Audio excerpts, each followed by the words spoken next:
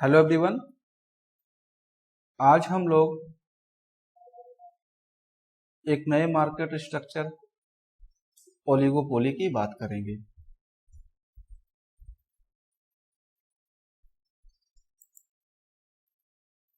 तो सबसे पहले हम देखेंगे ओलिगोपोली का मतलब क्या होता है। तो जो ओलिगोपोली है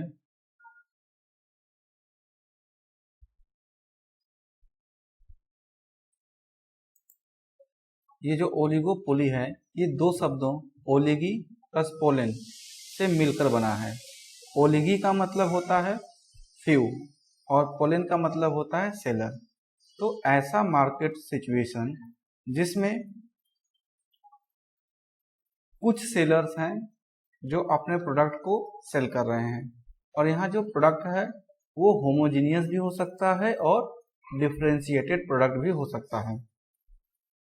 तो ये डेफिनेशन दी हुई है।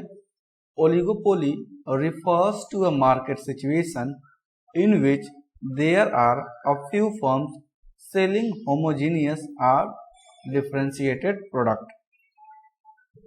यानी ओलिगोपोली मार्केट कंडीशन से हमारा यह आशय है कि जिस मार्केट में कुछ फर्में होती हैं जो होमोजेनियस या डिफरेंशिएटेड प्रोडक्ट को प्रोड्यूस करती हैं। इस मार्केट कंडीशन को हम लोग कंपटीशन अमंग फ्यू भी कहते हैं। इसका एग्जांपल्स हमारे पास हो जाएगा markets of automobile, cement, steel. अब हम बात करेंगे टाइप्स ऑफ ओलिगोपोली की। तो ओलिगोपोली के कई प्रकार है जिसमें से हम बारी बारी सभी को देखेंगे।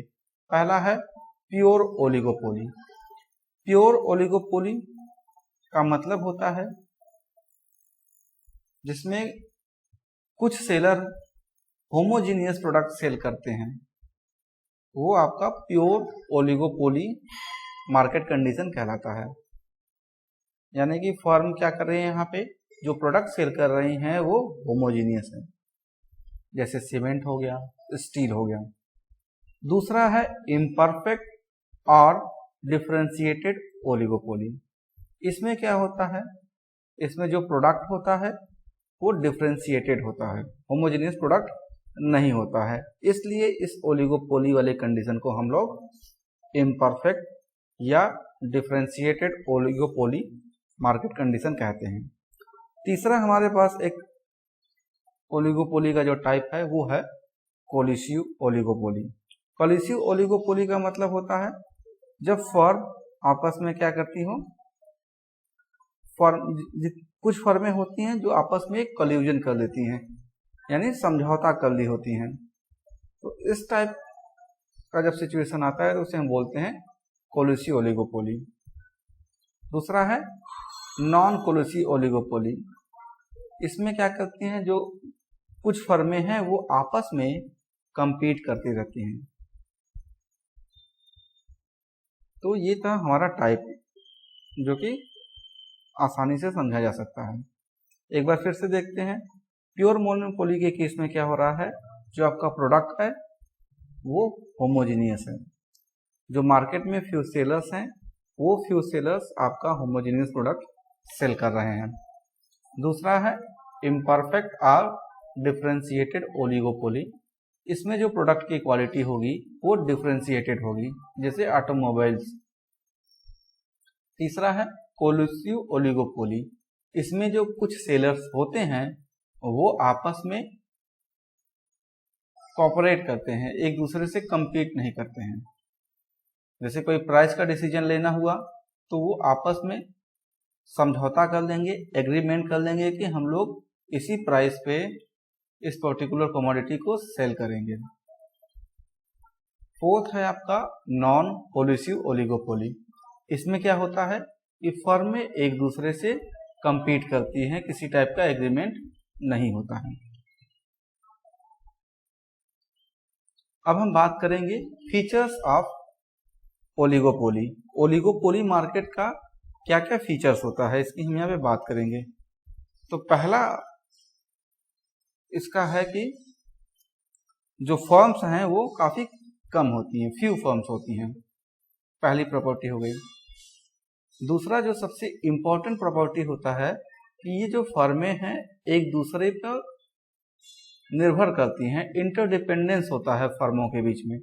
इससे पहले किसी भी मार्केट कंडीशन में, चाहे हमने परफेक्ट कंपटीशन की बात की हो, चाहे मोनोपोली की बात की हो, चाहे मोनोपोलिस्टिक की बात की हो, वहाँ पे सभी फर्में इंडिविजुअली काम कर रही थी, इंडिपेंडेंटली काम कर रही थी। लेकिन यहाँ पे क्या हो रहा है, जो फर्में हैं वो इंटरडिपेंडेंस हैं, एक दूसरे पे निर्भर करती हैं। यानी किसी पर्टिकुलर फर्म ने कोई प्राइस या आउटपुट का डिसीजन लिया तो इसका इम्पैक्ट मार्केट में जो बाकी फर्में हैं उन पर भी पड़ेगा। नॉन प्राइस कंपटीशन होता है। अपने प्रोडक्ट को अच्छा दिखाने के लिए बहुत सारे नॉन प्राइस कंपटीशन करते हैं, जैसे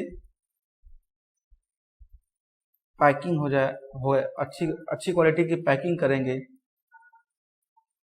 अपने कस्टमर को ज़्यादा फैसिलिटी प्रोवाइड करेंगे। तो इस टाइप का नॉन प्राइस कंपटीशन भी इसमें होता है। बैरियर्स टू एंट्री, इसमें क्या होता है, बैरियर्स होता है एंट्री में, फर्में जो है मार्केट में इंटर नहीं कर पाएंगी। तो ये जो बैरियर्स होते हैं ये आपके दो टाइप के हो सकते हैं। एक नेचुरल बैरियर्स, जिसमें इकोनॉमीज ऑफ स्केल की बात करते हैं हम लोग, यानी जब कोई फर्म है वो बहुत ज़्यादा बड़े लेवल पर प्रोडक्शन करती है तो उसकी कॉस्ट कम होती है। जब उसकी कॉस्ट कम होगी तो वो प्राइस कम रखेगा। जब वो प्राइस कम रखेगा तो जो नई फर्में हैं वो मार्केट में इंटर नहीं कर पाएंगे, क्योंकि जो नई फर्में हैं उनकी कॉस्ट ज़्यादा होती है। तो ये एक तरीके का बैरियर है जिसको हमने नेचुरल बैरियर कहा। दूसरा बैरियर हमारा नेचुरल बैरियर क्या है, पेटेंट्स और यूज ऑफ टेक्नोलॉजी। तीसरा बैरियर आपका क्या है, स्पेंड। ये जो फर्में हैं ये बहुत ज़्यादा मात्रा में अपने नेम और फेम के लिए पैसे खर्च करती हैं, एडवर्टाइजमेंट वगैरह पे। तो ये जो है नेचुरल बैरियर्स का फॉर्म हो गया। इसके साथ ही साथ कुछ स्ट्रेटजिक बैरियर्स भी इसमें आते हैं। स्ट्रेटजिक बैरियर्स में क्या हो गया कि फर्में, जब कोई फर्म नई मार्केट में इंटर करती हैं तो उसे थ्रेटन करने के लिए ये अपने प्राइस को काफ़ी कम कर देती हैं। उन्हें थ्रेटन करने के लिए अपना जो कैपेसिटी होती है उसका एक्सेस ये प्रोडक्शन करके रखते हैं, सप्लाई को बढ़ा देते हैं। तो इसमें हम दो तरह के बैरियर्स की बात करेंगे, एक नेचुरल बैरियर्स और दूसरा स्ट्रेटजिक बैरियर्स। तो सीधी सी बात है कि आपको यहाँ पे इस मार्केट में एंट्री फ्री नहीं है, बैरियर्स है, वो सामना करना पड़ेगा नई फर्मों को। Role of selling cost, product क्या है एक दूसरे से मतलब क्लोज सब्स्टिट्यूट होते हैं। जैसे हमने बात की ऑटोमोबाइल्स की बात की, जैसे मारुति सुजुकी हो गई, महिंद्रा की गाड़ियां हो गई, तो ये क्या है एक सिमिलर टाइप का प्रोडक्ट सेल कर रही हैं। तो ये सेलिंग कास्ट पे बहुत ज़्यादा फोकस करेंगे, एडवर्टाइजमेंट करेंगे अपना, ये सारे चीज़ें इसमें होता रहता है। ग्रुप बिहेवियर है इसमें, फर्मों का ग्रुप बिहेवियर होता है, साथ में कभी कभी एग्रीमेंट करके ये काम करती हैं। एक का डिसीजन दूसरे को डिसीजन को इम्पैक्ट कर रहा है। नेचर ऑफ प्रोडक्ट क्या होगा आपका, होमोजीनियस हो सकता है और डिफरेंशिएटेड हो सकता है। अगर होमोजीनियस होगा तो प्योर मोनोपोली, डिफरेंशिएटेड प्रोडक्ट होगा तो उसे हम बोलेंगे इम्परफेक्ट, अगर होमोजीनियस होगा तो हम बोलेंगे प्योर ओलिगोपोली, और अगर प्रोडक्ट आपका डिफरेंशिएटेड होगा तो उसे हम बोलेंगे इम्परफेक्ट ओलिगोपोली। इसमें जो डिमांड कर्व होती है वो इनडिटर्मिनेट होती है। बाकी मार्केट में जो डिमांड कर्व थी वो डिटर्मिनेट थी, लेकिन यहाँ पे जो डिमांड कर्व होगी वो इनडिटर्मिनेट होगी। और एक बहुत इंपॉर्टेंट एजम्पशंस ये हम फीचर्स ये मान के हम चलते हैं कि जो राइवल फर्म होती हैं वो रेशनल और इंटेलिजेंट होती हैं। जितना एक पर्टिकुलर फर्म है, जैसे मेरा कोई फर्म है ओलिगोपोली मार्केट में, तो जितना मैं इंटेलिजेंट हूँ उतना ही इंटेलिजेंट बाकी फर्में भी हैं। तो अगर मैंने कोई एक डिसीजन लिया तो इस डिसीजन को ध्यान में रखते हुए बेस्ट डिसीजन क्या हो सकता है बाकी फर्में मार्केट में लेंगी, ये हम एज्यूम करके चलते हैं। तो जैसे एक एग्जांपल की बात करें, मारुति सुजुकी कंपनी है, महिंद्रा की गाड़ियां हैं, बजाज ऑटोमोबाइल्स हैं, ये सब आपस में कंपटीशन होता है। तो मारुति सुजुकी ने क्या किया, अपने प्राइस को कम कर दिया। जब ये अपने प्राइस को कम करेगी तो ऐसा नहीं है कि बाकी फर्में कोई रिएक्शन ना दे। हो सकता है कि बाकी फर्में रिएक्शन ना दे, हो सकता है बाकी फर्में रिएक्ट करें। रिएक्शन क्या क्या हो सकता है? हो सकता है बाकी फर्में भी प्राइस को कम कर दें। अब ये प्राइस कितना कम करें? जितना मारुति सुजुकी ने कम किया है उसी परसेंटेज में बाकी फर्म्स भी अपने प्राइस को कम कर दें। हो सकता है उससे ज़्यादा प्राइस को कम कर दें। तो यहाँ पे जो डिसीजन मेकिंग होगा वो काफ़ी कॉम्प्लेक्स होगा। अब इसमें इक्विलिब्रियम कैसे होगी, ये एक बड़ी समस्या है। तो इसे हम आगे देखते हैं। तो जो ओलिगोपोली मार्केट कंडीशन है, इसको मैनेज करना एक बहुत ही कॉम्प्लिकेटेड टास्क है। क्यों कॉम्प्लिकेटेड टास्क है? क्योंकि जैसे हमने पीछे वाले मार्केट कंडीशन में बात की, उसमें हमारा जो था, हम आउटपुट डिसीजन ले रहे थे, कितना प्रोड्यूस करना है, क्या प्राइस होनी चाहिए, एडवर्टाइजमेंट कैसा करेंगे, हमारा इन्वेस्टमेंट डिसीजन क्या होगा। ये सारी प्रॉब्लम जो है हमने परफेक्ट कंपटीशन, मोनोपोली और मोनोपोलिस्टिक में कहीं ना कहीं देखी है। लेकिन यहाँ पे क्या है कि हमें अपने कॉम्पिटिटर्स के रिएक्शन को भी ध्यान में रखना है, जो कि एक बहुत ही जटिल टास्क हो जाता है। कि जब हम कोई डिसीजन ले रहे हैं, जैसे हमने अपने प्रोडक्शन को बढ़ाना चाहा या बढ़ाने का डिसीजन लिया, तो इसका इम्पैक्ट बाकी फर्में कैसे कर रही हैं। जैसे मारुति सुजुकी ने अपना प्रोडक्शन बढ़ा दिया, तो बाकी फर्में भी अगर मार्केट में अपना प्रोडक्शन बढ़ा देंगी तो सप्लाई ज़्यादा हो जाएगी, प्राइस कम होने लगेगी। या फिर ज़्यादा अच्छे से समझने के लिए, अगर मारुति सुजुकी ने अपना प्राइस कम किया तो बाकी फर्में इस पर क्या रिएक्शन देती हैं, ये भी इसमें ध्यान में रखना पड़ता है। तो एक बात तो यहाँ समझ में आ रही है कि इस मार्केट में इक्विलिब्रियम जानना थोड़ा कठिन होगा। अब हम बात करते हैं कि इस मार्केट का प्रॉब्लम क्या है, क्या मेन प्रॉब्लम है। तो जैसे किसी पर्टिकुलर फर्म ने कोई डिसीजन लिया, तो अभी जब डिसीजन लिया जाएगा तो इस डिसीजन का कॉम्पिटिटर्स क्या रिएक्शन करते हैं।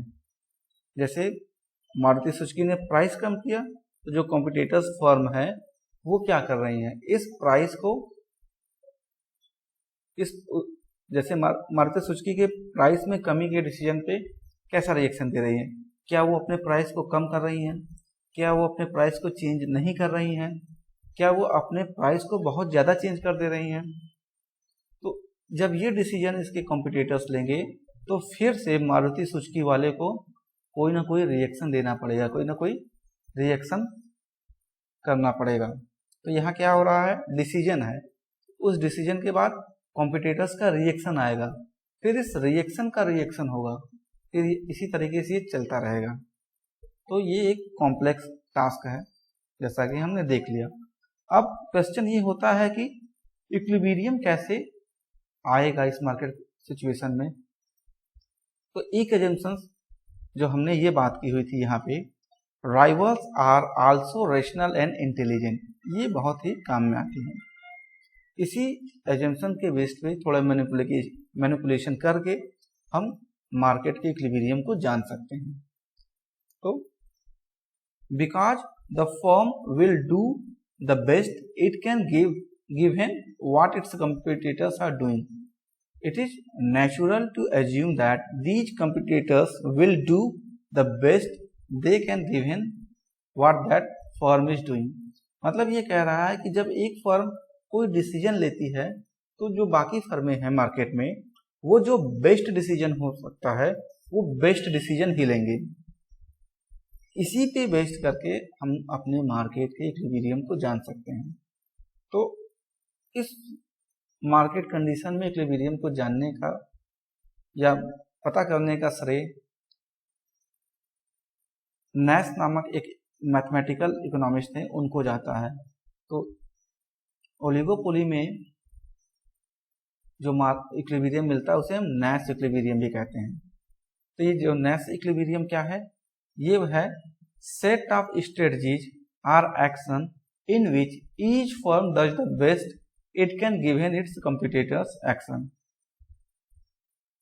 कॉम्पिटिटर्स के एक्शन के दिया होने पे बाकी फर्में वो डिसीजन लेती हैं जो उनके लिए बेस्ट होता है। यही है, इसी के बेस पे हम लोग आगे की इक्विलिब्रियम की बात करेंगे, जिसमें हम लोग केवल कोनोट मॉडल के ही देखेंगे। सिलेबस यही है। कोनोट मॉडल समझने के लिए हम डुओपोली मार्केट कंडीशन का सहारा लेंगे। डुओपोली ओलिगोपोली का सबसे सिंपल फॉर्म होता है, जिसमें केवल 2 फर्में होती हैं। तो बाकी का अब हम लोग बाद में करेंगे। Thank you.